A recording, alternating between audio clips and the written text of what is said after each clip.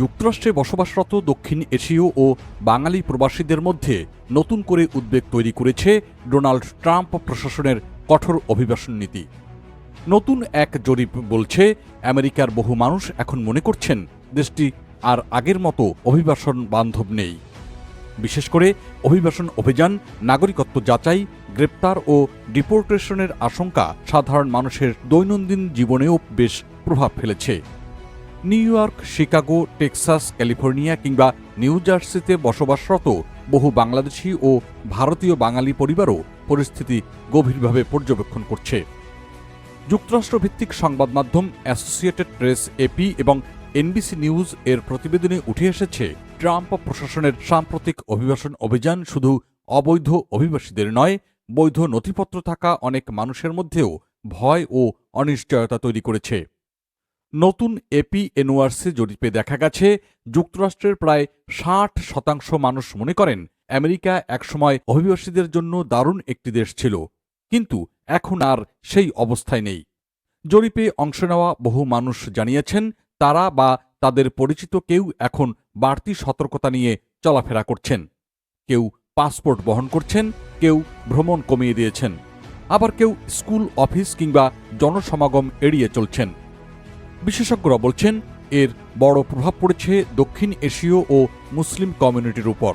বিশেষ করে বাংলাদেশি, পাকিস্তানি, ভারতীয় এবং আরব বংশোদ্ভূতদের মধ্যে পরিচয় যাচাই নিয়ে উদ্বেগ অনেক বেড়েছে।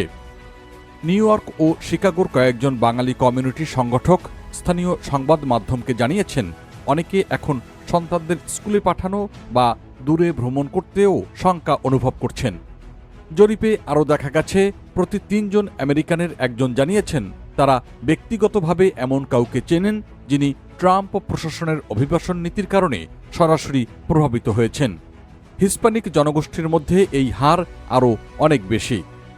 মিজৌরির বাসিন্দা রিড গিবসন নামের এক ব্যক্তি বলেছেন, তার সৎ মেয়ে এখন সবসময় পাসপোর্ট সঙ্গে রাখেন, কারণ গায়ের রঙের কারণে তাকে টার্গেট করা হতে পারে বলে তিনি আশঙ্কা প্রকাশ করেছেন। এদিকে জন্মসূত্রে নাগরিকত্ব নিয়েও যুক্তরাষ্ট্রে নতুন বিতর্ক শুরু হয়েছে। ট্রাম্প প্রশাসন চায় অবৈধভাবে থাকা বা অস্থায়ী ভিসায় থাকা অভিভাবকদের যুক্তরাষ্ট্রে জন্ম নেওয়া সন্তানদের স্বয়ংক্রিয় নাগরিকত্ব সীমিত করা হোক। তবে জরিপে অংশ নেওয়া প্রায় 2/3 মানুষ জন্মসূত্রে নাগরিকত্বের পক্ষে মত দিয়েছেন। বিশ্লেষকরা বলছেন, এই বিতর্কের প্রভাব দীর্ঘমেয়াদে অভিবাসী সমাজে গভীর অনিশ্চয়তা তৈরি করতে পারে।